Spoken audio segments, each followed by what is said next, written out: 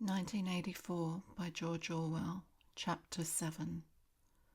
If there is hope, wrote Winston, it lies in the proles. If there was hope, it must lie in the proles, because only there, in those swarming, disregarded masses, 85% of the population of Oceania, could the force to destroy the party ever be generated. The party could not be overthrown from within. Its enemies, if it had any enemies, had no way of coming together or even of identifying one another. Even if the legendary brotherhood existed, as just might possibly it might, it was inconceivable that its members could ever assemble in larger numbers than twos and threes. Rebellion meant a look in the eyes, an inflection of the voice, at the most an occasional whispered word. But the proles, if only they could somehow become conscious of their own strength, would have no need to conspire. They needed only to rise up and shake themselves like a horse shaking off flies. If they chose, they could blow the party to pieces tomorrow morning. Surely sooner or later it must occur to them to do it. He remembered how once he had been walking down a crowded street when a tremendous shout of hundreds of voices, women's voices, had burst from a side street a little way ahead. It was a great formidable cry of anger and despair, a deep loud "Oh!" that went humming on like the reverberation of a bell. His heart had leapt. It started. He had thought, a riot. The proles are breaking loose at last. When he had reached the spot, it was to see a mob of 200 or 300 women crowding around the stalls of a street market, with faces as tragic as though they had been doomed passengers on a sinking ship. But at this moment, the general despair broke down into a multitude of individual quarrels. It appeared that one of the stalls had been selling tin saucepans. They were wretched, flimsy things, but cooking pots of any kind were always difficult to get. Now the supply had unexpectedly given out. The successful women, bumped and jostled by the rest, were trying to make off with their saucepans, whilst dozens of others clamoured around the stall, accusing the stall-keeper of favouritism and of having more saucepans somewhere in reserve. There was a fresh outburst of yells. 2 bloated women, one of them with her hair coming down, had got hold of the same saucepan and were trying to tear it out of one another's hands. For a moment they were both tugging, and then the handle came off. Winston watched them disgustedly, and yet, just for a moment, what almost frightening power had sounded in that cry from only a few hundred throats. Why was it that they could never shout like that about anything that mattered? He wrote, "Until they become conscious, they will never rebel, and until after they have rebelled, they cannot become conscious." That, he reflected, might almost have been a transcription from one of the party textbooks. The party claimed, of course, to have liberated the proles from bondage. Before the revolution, they had been hideously oppressed by the capitalists. They had been starved and flogged. Women had been forced to work in the coal mines. Women still did work in the coal mines, as a matter of fact. Children had been sold into the factories at the age of 6. But simultaneously, true to the principles of doublethink, the party taught that the proles were natural inferiors who must be kept in subjugation, like animals, by the application of a few simple rules. In reality, very little was known about the proles. It was not necessary to know much. So long as they continued to work and breed, their other activities were without importance. Left to themselves, like cattle turned loose upon the plains of Argentina, they had reverted to a style of life that appeared to be natural to them, a sort of ancestral pattern. They were born, they grew up in the gutters, they went to work at 12, they passed through a brief blossoming period of beauty and sexual desire, they married at 20, They were middle-aged at 30. They died, for the most part, at 60. Heavy physical work, the care of home and children, petty quarrels with neighbours, films, football, beer and, above all, gambling, filled up the horizon of their minds. To keep them in control was not difficult. A few agents of the thought police moved always among them, spreading false rumours and marking down and eliminating a few individuals who were judged capable of becoming dangerous. But no attempt was made to indoctrinate them with the ideology of the party. It was not desirable that the proles should have strong political feelings. All that was required of them was a primitive patriotism which could be appealed to whenever it was necessary to make them accept longer working hours or shorter rations. And even when they became discontented, as they sometimes did, their discontent led nowhere because, being without general ideas, they could only focus it on petty, specific grievances. The larger evils invariably escaped their notice. The great majority of proles did not even have telescreens in their homes. Even the civil police interfered with them very little. There was a vast amount of criminality in London, a whole world within a world of thieves, bandits, prostitutes, drug peddlers and racketeers of every description. But since it all happened among the proles themselves, it was of no importance. In all questions of morals, they were allowed to follow their ancestral code. The sexual puritanism of the party was not imposed upon them. Promiscuity went unpunished. Divorce was permitted. For that matter, even religious worship would have been permitted if the proles had shown any sign of needing or wanting it.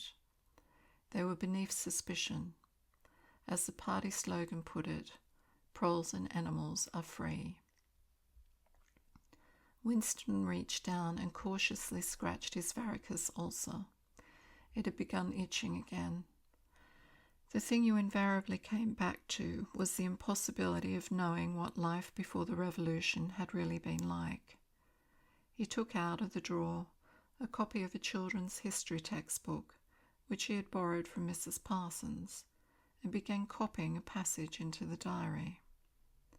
In the old days, it ran, before the glorious revolution, London was not the beautiful city that we know today. It was a dark, dirty, miserable place where hardly anybody had enough to eat, and where hundreds and thousands of poor people had no boots on their feet and not even a roof to sleep under. Children no older than you are had to work 12 hours a day for cruel masters who flogged them with whips if they worked too slowly and fed them on nothing but stale bread crusts and water.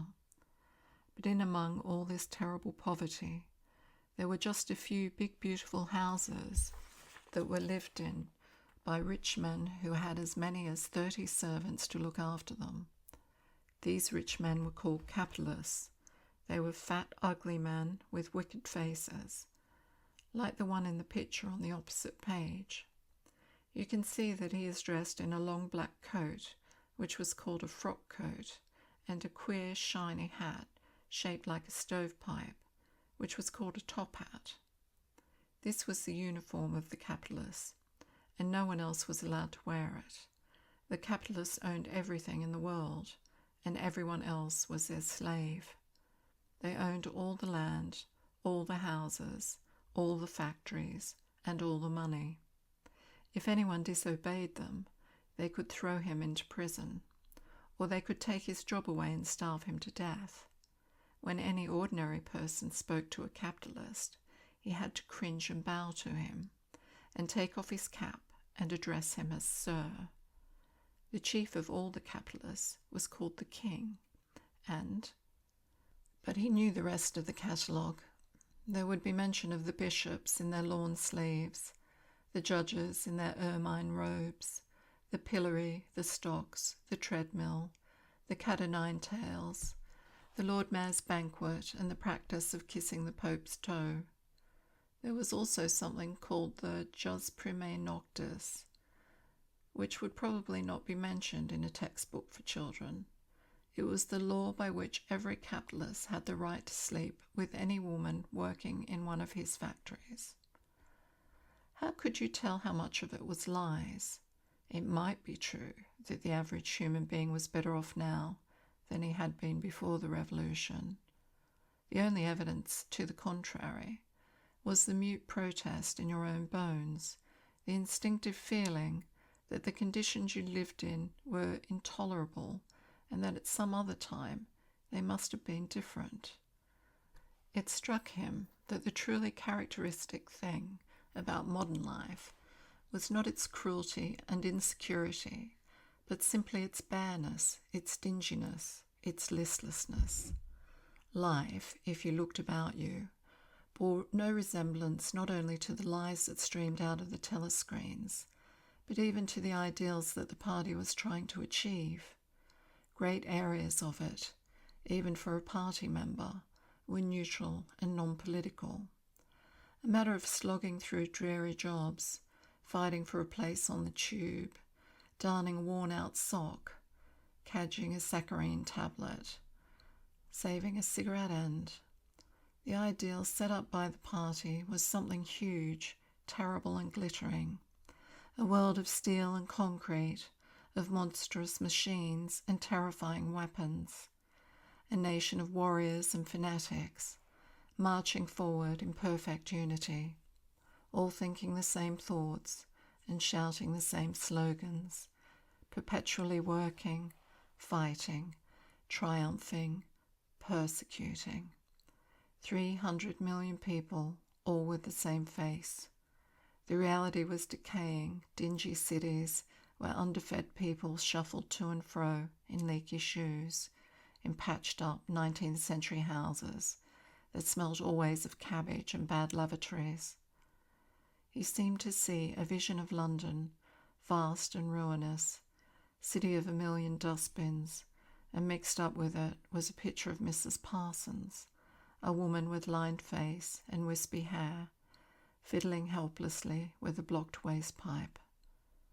He reached down and scratched his ankle again. Day and night, the telescreens bruised your ears with statistics proving that people today had more food, more clothes, better houses, better recreations, that they lived longer, worked short hours, were bigger, healthier, stronger, happier, more intelligent, better educated than the people of 50 years ago. Not a word of it could ever be proved or disproved. The party claimed, for example, that today 40% of adult proles were literate.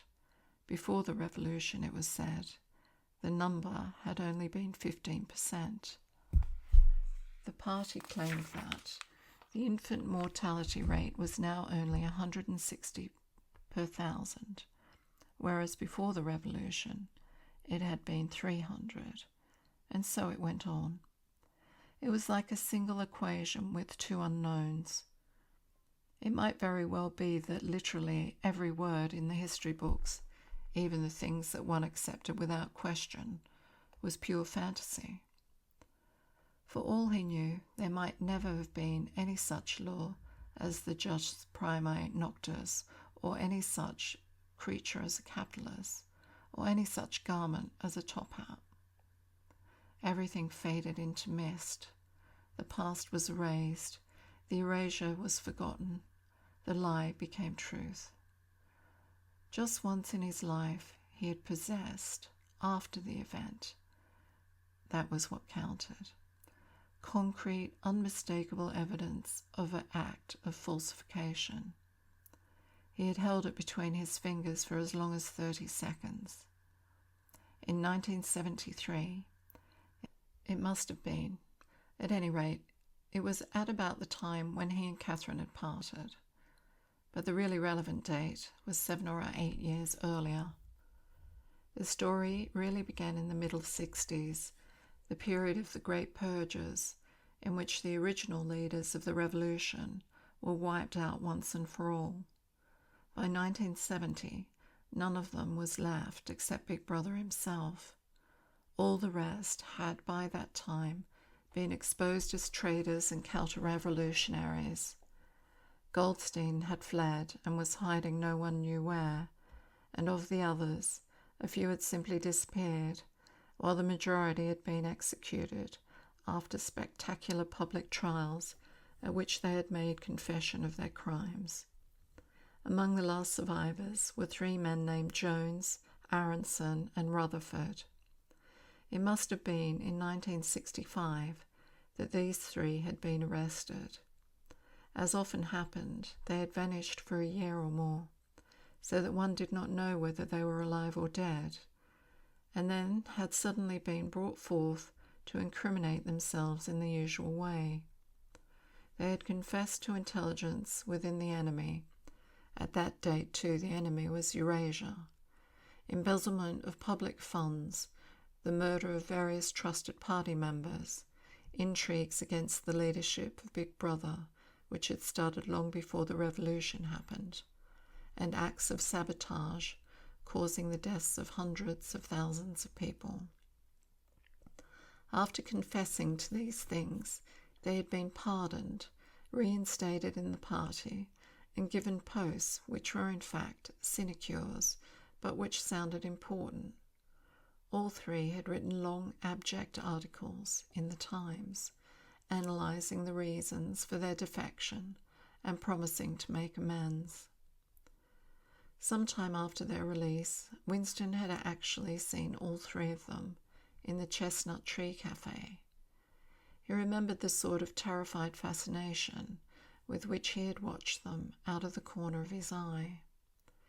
They were men far older than himself, relics of the ancient world, almost the last great figures left over from the heroic early days of the party. The glamour of the underground struggle and the Civil War still faintly clung to them. He had the feeling, though already at the time facts and dates were glowing blurry, that he had known their names years earlier than he had known that of Big Brother. But also they were outlaws, enemies, untouchables, doomed with absolute certainty to extinction within a year or 2. No one who had once fallen into the hands of the thought police ever escaped in the end. They were corpses waiting to be sent back to the grave. There was no one at any of the tables nearest to them. It was not wise even to be seen in the neighbourhood of such people. They were sitting in silence before glasses of the gin flavoured with cloves, which was the specialty of the cafe. Of the 3, it was Rutherford whose appearance had most impressed Winston. Rutherford had once been a famous caricaturist whose brutal cartoons had helped to inflame popular opinion before and during the Revolution. Even now, at long intervals, his cartoons were appearing in the Times. They were simply an imitation of his earlier manner and curiously lifeless and unconvincing. Always they were a rehashing of the ancient themes: slum tenements, starving children, street battles, capitalists in top hats. Even on the barricades, the capitalists still seemed to cling to their top hats, an endless, hopeless effort to get back into the past. He was a monstrous man, with a mane of greasy grey hair, his face pouched and seamed, with thick negroid lips. At one time he must have been immensely strong. Now his great body was sagging, sloping, bulging, falling away in every direction. He seemed to be breaking up before one's eyes, like a mountain crumbling. It was the lonely hour of 15. Winston could not now remember how he had come to be in the cafe at such a time. The place was almost empty. A tinny music was trickling from the telescreens. The 3 men sat in their corner almost motionless, never speaking. Uncommanded, the waiter brought fresh glasses of gin. There was a chessboard on the table beside them, with the pieces set out but no game started. And then, for perhaps half a minute in all, something happened to the telescreens. The tune that they were playing changed, and the tone of the music changed too. that came into it, but it was something hard to describe. It was a peculiar, cracked, braying, jeering note. In his mind, Winston called it a yellow note, and then a voice from the telescreen was singing, "Under the spreading nut tree I sold you and you sold me. There lie they and here lie we, under the spreading chestnut tree." The three men never stirred, but when Winston glanced again at Rutherford's ruinous face, he saw that his eyes were full of tears, and for the first time he noticed, with a kind of inward shudder, and yet not knowing at what he shuddered, that both Aronson and Rutherford had broken noses. A little later all three were rearrested. It appeared that they had engaged in fresh conspiracies from the very moment of their release. At their second trial they confessed to all their old crimes over again, with a whole string of new ones. They were executed, and their fate was recorded in the party histories, a warning to posterity. About 5 years after this, in 1973, Winston was unrolling a wad of documents which had just flopped out of the pneumatic tube onto his desk when he came on a fragment of paper which had evidently been slipped in among the others and then forgotten. The instant he had flattened it out, he saw its significance. It was a half-page torn out of the Times of about 10 years earlier, the top half of the page, so that it included the date, and it contained a photograph of the delegates at some party function in New York. Prominent in the middle of the group were Jones, Aronson, and Rutherford. There was no mistaking them. In any case, their names were in the caption at the bottom. The point was that at both trials all three men had confessed that on that date they had been on Eurasian soil. They had flown from a secret airfield in Canada to a rendezvous somewhere in Siberia, and had conferred with members of the Eurasian General Staff, to whom they had betrayed important military secrets. The date had stuck in Winston's memory because it chanced to be Midsummer Day, but the whole story must on record in Callie's as well. There was only one possible conclusion: the confessions were lies. Of course, this was not in itself a discovery. Even at that time, Winston had not imagined that the people who were wiped out in the purges had actually committed the crimes that they were accused of. But this was concrete evidence. It was a fragment of the abolished past, like a fossil bone which turns up in the wrong stratum and destroys a geological theory. It was enough to blow the party to atoms, if in some way it could have been published to the world and its significance made known. He had gone straight on working. As soon as he saw what the photograph was and what it meant, he had covered it up with another sheet of paper. Luckily, when he unrolled it, it had been upside down from the point of view of the telescreen. He took his scribbling pad on his knee and pushed back his chair, so as to get as far away from the telescreen as possible. To keep your face expressionless was not difficult, and even your breathing could be controlled, with an effort. But you could not control the beating of your heart, and the telescreen was quite delicate enough to pick it up. He let what he judged to be 10 minutes go by, tormented all the while by the fear that some accident, a sudden draught blowing across his desk, for instance, would betray him. Then, without uncovering it again, he dropped the photograph into the memory hole, along with some other waste papers. Within another minute, perhaps, it would have crumbled into ashes. That was 11 years ago. Today, probably, he would have kept that photograph. It was curious that the fact of having held it in his fingers seemed to him to make a difference even now, when the photograph itself, as well as the event it recorded, was only a memory.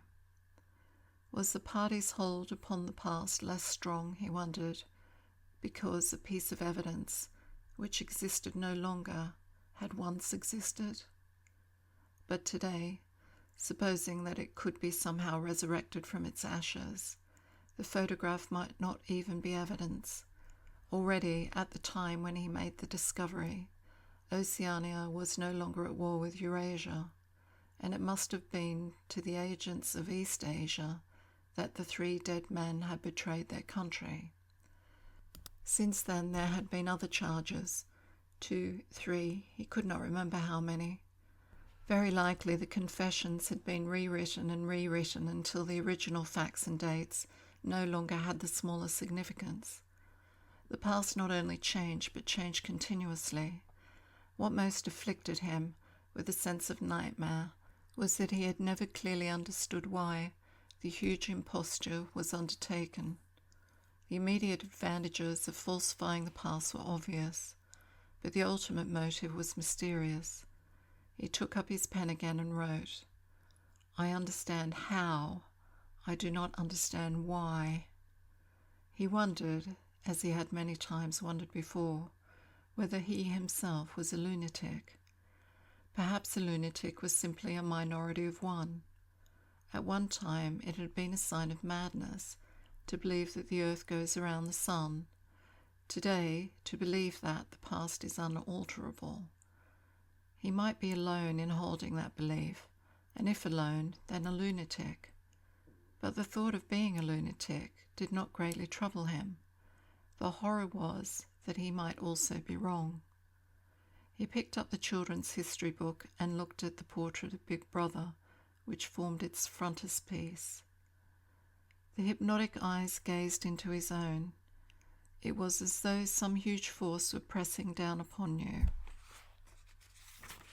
Something that penetrated inside your skull, battering against your brain, frightening you out of your beliefs, persuading you, almost, to deny the evidence of your senses. In the end, the party would announce that 2 and 2 made 5, and you would have to believe it. It was inevitable that they should make that claim sooner or later. The logic of their position demanded it, not merely the validity of experience, but the very existence of external reality, was tacitly denied by their philosophy. The heresy of heresies was common sense, and what was terrifying was not that they would kill you for thinking otherwise, but they might be right. For, after all, how do you know that 2 and 2 make 4, or that the force of gravity works, or that the past is unchangeable? If both the past and the external world exist only in the mind, and if the mind itself is controllable, what then? But no, his courage seemed suddenly to stiffen of its own accord. The face of O'Brien, not called up by any obvious association, had floated into his mind. He knew, with more certainty than before, that O'Brien was on his side. He was writing the diary for O'Brien, to O'Brien. It was like an interminable letter which no one would ever read, but which was addressed to a particular person and took its colour from that fact. The party told you to reject the evidence of your eyes and ears. It was their final, most essential command. His heart sank as he thought of the enormous power arrayed against him, the ease with which any party intellectual would overthrow him in debate, the subtle arguments which he would not be able to understand, much less answer. And yet he was in the right. They were wrong, and he was right. The obvious, the silly, and the true had got to be defended. Truisms are true. Hold on to that. The solid world exists. Its laws do not change. Stones are hard. Water is wet. Objects unsupported fall towards the earth's centre. With the feeling that he was speaking to O'Brien, and also that he was setting forth an important axiom, he wrote, "Freedom is the freedom to say that 2 + 2 make 4. If that is granted, all else follows."